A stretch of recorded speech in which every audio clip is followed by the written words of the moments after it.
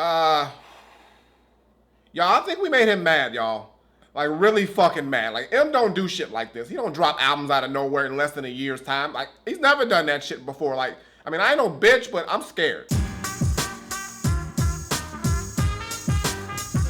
What's going on, everybody? It's the Granddad Woolly, and you are here again for another edition of Woolly Reviews Hip Hop Data. We got an album review today. We're gonna talk about the brand new album that just fucking dropped out of fucking nowhere. Nobody saw this shit coming. It's from one of the legends in the game, one of the goats of the game, a motherfucker whose last album, when it dropped, not even a year ago, it didn't go over too well. It was not it, Chief. I mean, and it was across the board. Everybody was saying that shit, and apparently we pissed them the fuck off a lot. So now we gotta suffer the consequences. Or maybe not. Maybe he's just gonna still be whack. We don't fucking know. This nigga's back. He dropped some new shit. He gonna kill himself. No, he's not. He's not gonna do. I mean, it's because of the title. Talking about the new album from Eminem, Kamikaze, aka the Revival Apology album, aka I know I fucked up, and maybe this is better. Maybe I don't know. Now, we all know who Eminem is, y'all. We ain't gonna waste no time with that bullshit, but this is his 10th studio album, and it is the follow-up to Revival, the album that just, all across the board, everybody, other rappers, other MCs, other reviewers, everybody, like, except for the stands, of course, were just saying that wasn't it. That was not the one. He came back after so long, and he was just like, nope. Try again. And everybody was thinking maybe he should just hang up the mic. It's past his time. He's just, shitting on his legacy. But Eminem was like, nah, nigga, I love this fucking rap shit. We gonna keep doing this shit. So I'm going back in the studio. You piss me off, and we gonna do it goddamn right. Hopefully. Let's hope. So now let's see if Eminem Kamikaze is the Revival Apology album that we deserve, or if this shit's gonna crash and burn like the motherfucker in the plane and he has nothing else to live for. Cause like, you got one more shot, one more shot, and I'm writing it off. Let's talk about the shit. Now, when I first popped in this album and I tuned into the production, I realized that M went with more of a more modern sound with the production, more trap influence, heavy, hard-hitting beats, things that he can rap fast over and he can do his thing over. And I mean, for the most part, M does his thing over, even though in my last review of Revival, I said I wish he would have went over more like traditional, raw, gritty, like boom bap style beats, because I think he would do well over that. M kind of shied away from more of the poppy type of beats, and he kind of went more just hard-hitting, trap aggressive on here, which is fine. He does fairly well on it. He does his rapid time flow on here. He rides the beats well, and he kind of, mimics a little bit of the style that's going on right now with the production. I don't know if he's doing that as far as like a parody, or if he's really just trying to give his take on that. Whatever it is, he does it, and I mean, he comes off decent with it for the most part. But the beats on here themselves are not bad, way better with the production than Revival, and I think they come off very, very well. Some good production changes on here, some hard-hitting knocking tracks. I like how it kind of just, fits M's style for the most part. It isn't too trappish to the point where it feels like he's out of place, but it's trap enough to know that M is trying to do some new shit on some trap style beats. And as far as producers are concerned, M's got himself some notable names. Now, of course, M himself always does production on his own albums, but he's also got Fred Ball, Boy Wonder, Illa the Producer, Mike Will Made It, Louis Resto, Ronnie J, S1, Tay Keith, and some other ones as well, like Swish Outnet, I think, Lone Star Music, Jahan Sweet, and I think that's it. But for the most part, it's very, very compact with the production. It isn't a ton of producers on here, but the ones that come through, they really bring the sound that they're known for. M doesn't do really anything to influence their production style to be changed. He kind of just fits into what they already are known for doing, and it comes off fairly well for the most part. I really enjoy the production on here a lot more than one Revival. It wasn't any beats that I thought were kind of cheesy or just like overdone, and for the most part, I can listen to all the beats here. Now, I didn't love every beat, but I didn't hate any of the beats as well. Just some were meh, and then some were really, really dope. But for the most part, M did a good job picking beats on this album. And when it comes to Eminem himself, like I said, y'all, this motherfucker is mad. M is rapping on this album. Like, he is playing no games,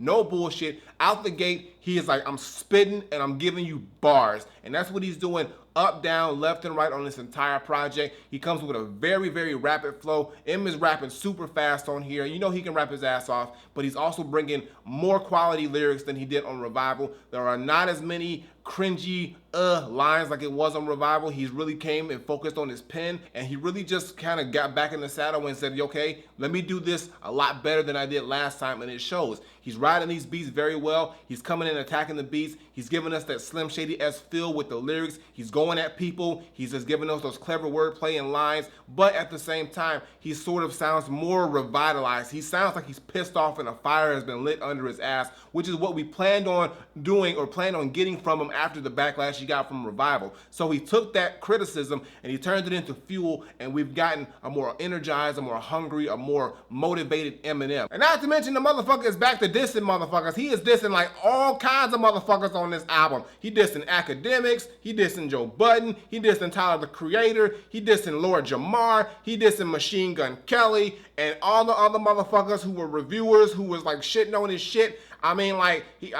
He ain't talking about me though. I mean, like, you know, because he was like the reviewers who don't rap, but I'm a reviewer who raps, so I'm not in that conversation. I'm safe. I'm in the safe zone. And I got bars too, so fuck, nigga. Like, you know, he ain't talking about me. He's talking about y'all, but I still support y'all. I'm still on the team. Kind of. But this album in a nutshell was just Eminem going back at all of his detractors and all of his haters and all the people who gave him his backlash from his last project, and him just showing that M has still got it. He's still lyrically one of the sharpest tools in the shed, and he's still got the crazy flows, crazy bars, and he's still gonna bring top quality lyricism, which we know he can, and which was all we wanted in the first fucking place. But there are still some flaws in this project. There are still some things about this album that I did not like, starting with the hooks. There are some very, very, very bad hooks on this project. M just like is hit and miss with hooks. Some hooks on here are really good, some are just god awful, and he needs like, I don't know, he needs like hook writing 101 or whatever it is, because his hooks on here are just so bad. And not only the hooks, but just some of the content that he does on here, like the songs where he talks about his past relationships, all those songs are just pretty much just a wash for me. They're just not, like, they're not as good. Like, back when he was doing relationship songs about Kim and stuff, and that shit was fucking crazy. Nowadays, it's just like, I mean, once you hear that, hearing them talk about relationship problems and drama here is just like, eh. And compared to other songs on here, they just didn't come off so well, and it kind of felt out of place. And when it comes to features on this album, M kept it really light with the features, but he did get some rap niggas on here, thank God. He got Royce on the album, and he also got Joyner Lucas on the album, but he does have a singing feature on here, which is, I believe, hold on, what's her name? Jessie Reyes. Okay, Jessie Reyes. I'm not too familiar with her, but she's on here as well. But I'm just glad he got some rap niggas, and actually some rap niggas on here, and they both come through with crazy verses. Joyner kills it, and Royce, of course, kills it, and I just love the fact that he got other rappers on there to combat with, because it only makes him a better MC in the end as well. And another quick thing I want to mention is this cover, which is a rendition of Beastie Boys' License to Ill album, classic album, and Eminem just did his own take on it, which is cool, but not just on the cover, but also within the track listing, because that album, License to Ill, was 13 tracks. This was 13 tracks, and it was 45 minutes, License to Ill, and this is also 45 minutes. So I see what you're doing, Eminem. You're real slick with it, but I respect it, and I like it. Now, you know I gotta give you my top 5 tracks, y'all, and this was a little difficult to find 5 songs, because for the most part, the album is solid, even though there was one for the 5 that I was bouncing back and forth on, but I do got 5, and it's The Ringer, and then Lucky You, and then it's, hold on, Stepping Stone, Not Alike, and then I'm gonna give it to Venom, y'all. I was on the fence between Venom and the other two, which was Kamikaze and Fall, but I'm gonna give it to Venom. For some reason, that song, I kind of like that song. So let's go up to the top. So The Ringer is the opening joint on here, and this is Eminem just going in bars, no hook, nothing. He is just spitting for like 4 minutes, 5 minutes straight. This motherfucker's just going in, and he's just pretty much just addressing all of us, saying like, okay, y'all gonna talk shit about, like, you know, Revival being trash, and you know how I lost it. I'm gonna show you that I ain't lost it, and I'm gonna go in. And he is just spitting rapid fire flow, bars on bars. I mean, I was like, okay, M, I see you. Like, when I first heard it, I was like, okay, M is mad. He's a little pissed off, and he continues to just keep going and going and going, and the beat's hard hitting. It's just him just doing his damn thing, and I like it. It's a great opener, and it sets up the fact that Eminem is pissed off, and we are in for some shit with this album. So dope opener, a lot better than that Walk on Water opening shit that we got on Revival,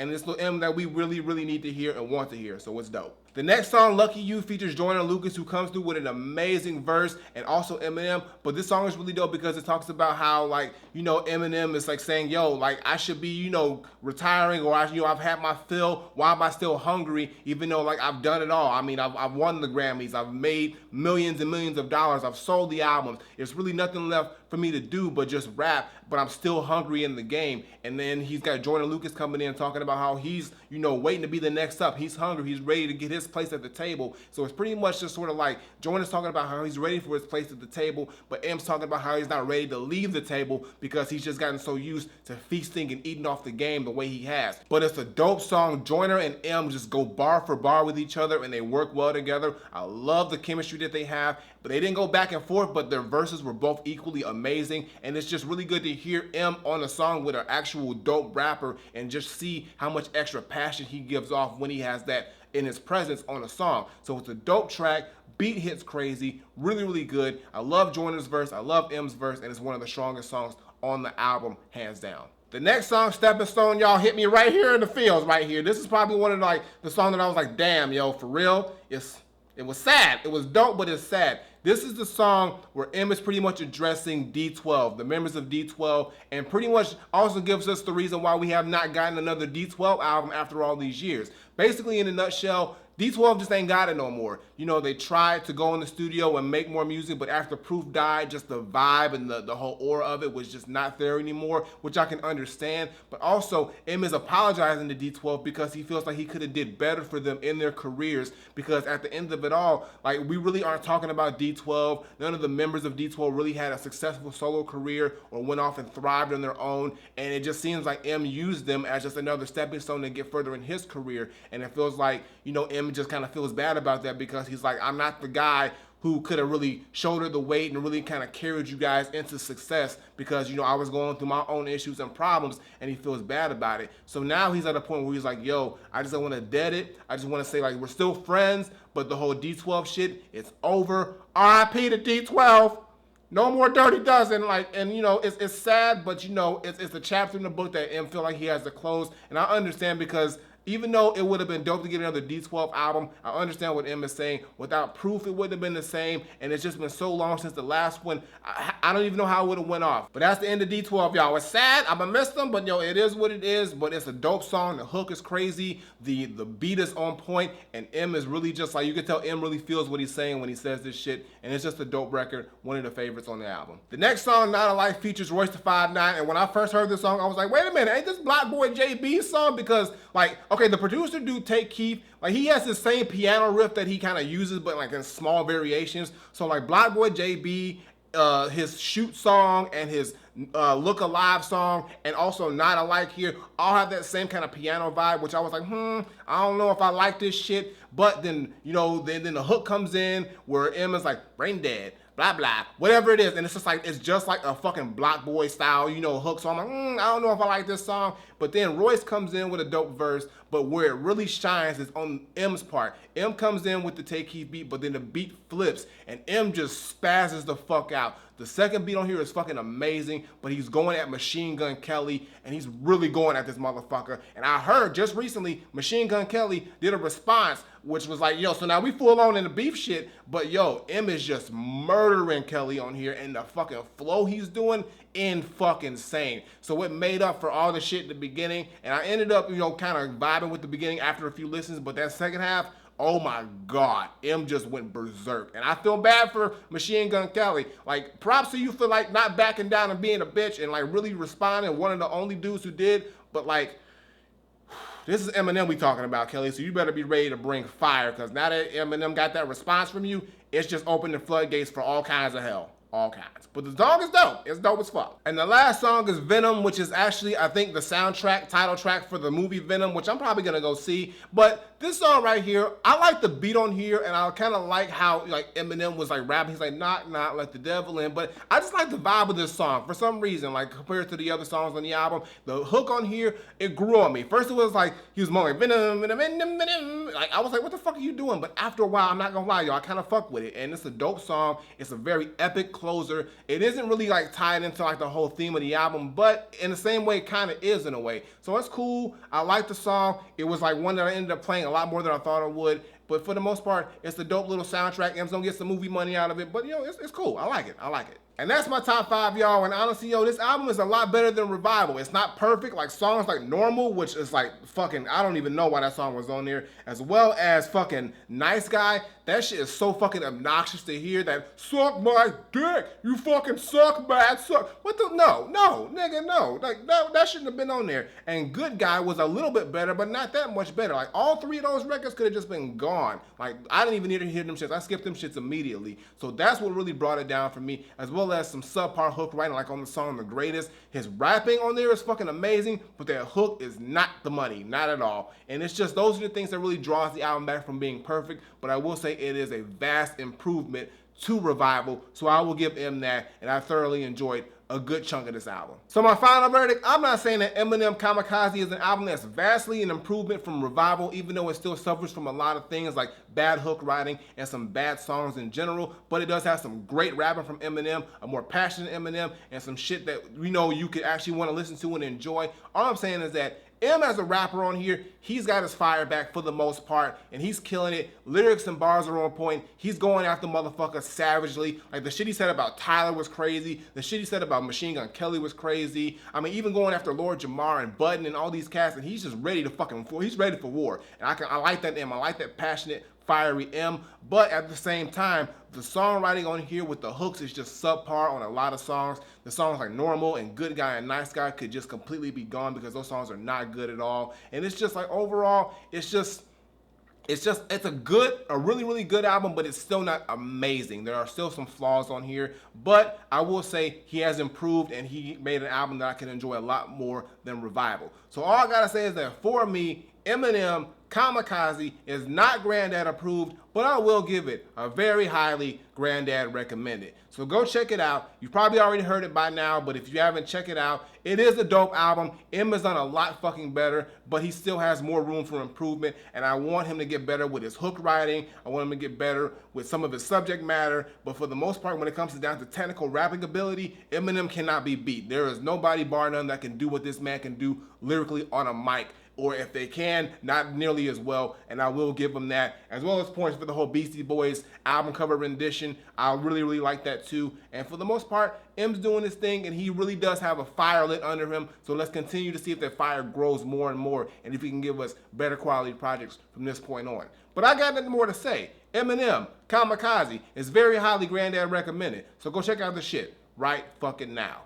Flip it. Alright, y'all, that's gonna do it for today's video. Make sure you give me a thumbs up and drop a comment. Tell me what you think of Eminem Kamikaze if you've heard it. If you have not heard it, like I said, it's a hell of a lot better than Revival, so we got that out the way, but it's still not perfect to me. There are some things on here that could have been done better, but for the most part, M is rapping his ass off. The production is better. It's got rap features on here, and I mean, M has really, really took our criticism to heart. Maybe a little too much, but he took it to heart, and he came back with something that was a lot better than what he gave us before, and we can appreciate that from him 100%. Previous video is on the side, as well as my latest single. Check that out, show us some love. And as always, Twitter, Facebook, SoundCloud, Instagram, links in the description below, and subscribe. Button on the screen, button below, Woolly Reviews, twice a week, as well as the gaming videos. God of War is back, y'all. Make sure you go check those out, because I got to hurry up and finish that shit, as well as let's talk about the shit. CDK Studies finale, I dropped that shit. So check out all the shit below, and you know what it is, and I ain't got nothing more to say. So until next time I take my leave, Granddad, Eminem, Kamikaze. Well, this shit didn't crash and burn completely. I mean, you might have lost a wing, but you know, you still landed safely, Em, so I appreciate it.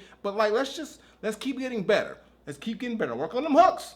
Work on them hooks. And we might be in the books. I'm out of here.